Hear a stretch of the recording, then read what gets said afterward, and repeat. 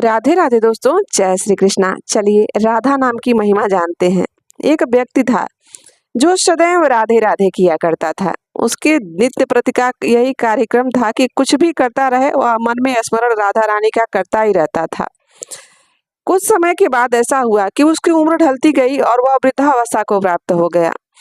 वृद्धावस्था में जाने पर उसकी हालत ऐसी हो गई कि वह अपने बिस्तर से उठ नहीं पाता था।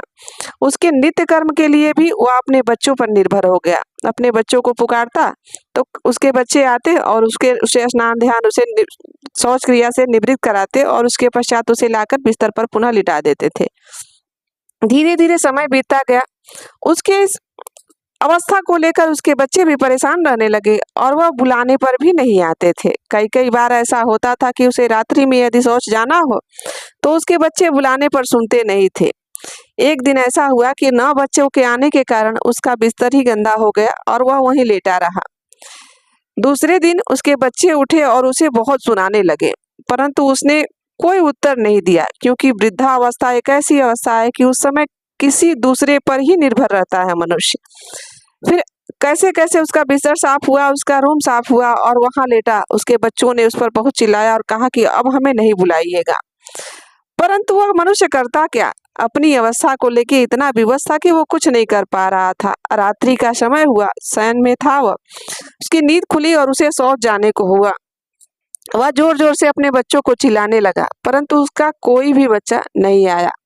तभी एक उसी के बच्चे की उम्र का एक बालक आता है और उसका हाथ पकड़ के उसे ले जाकर उसे शौच क्रिया से निवृत्त कराकर लिटा देता है। अब तो जैसे नित्य का यही क्रम हो गया।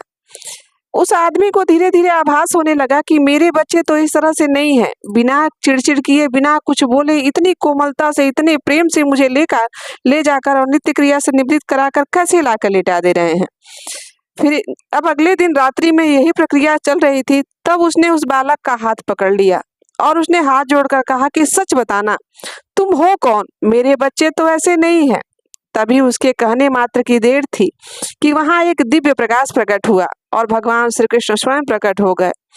भगवान को देखकर वह उनके चरणों में गिर पड़ा और कहा कि हे प्रभु, आपने मेरी निवृत्ति के लिए मेरा साथ दिया और आप इतने दिन से आ रहे थे।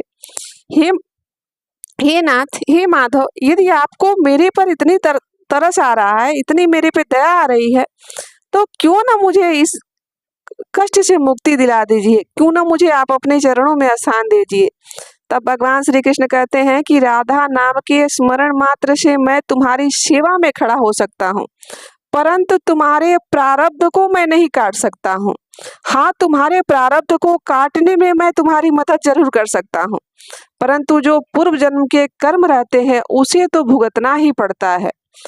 तब वह मनुष्य कहता है कि हे नाथ, यदि राधा नाम में इतनी शक्ति है, इतना तेज है, तो क्यों न मैं इस जन्म मरण के बाधा से ही मुक्त हो जाऊं।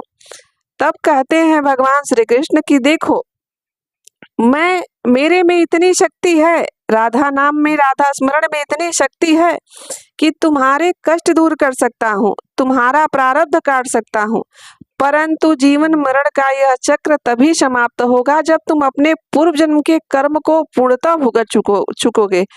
यदि मान लो मैं तुम्हें अभी मुक्त कर दूं, फिर भी तुम्हारे जो कर्म हैं वह तो तुम्हें भुगतने ही पड़ेंगे और फिर तुम्हें जन्म लेना पड़ेगा। इसलिए मैं तुम्हारे इस प्रारब्ध को काटने में तुम्हारी सहायता कर रहा हूँ।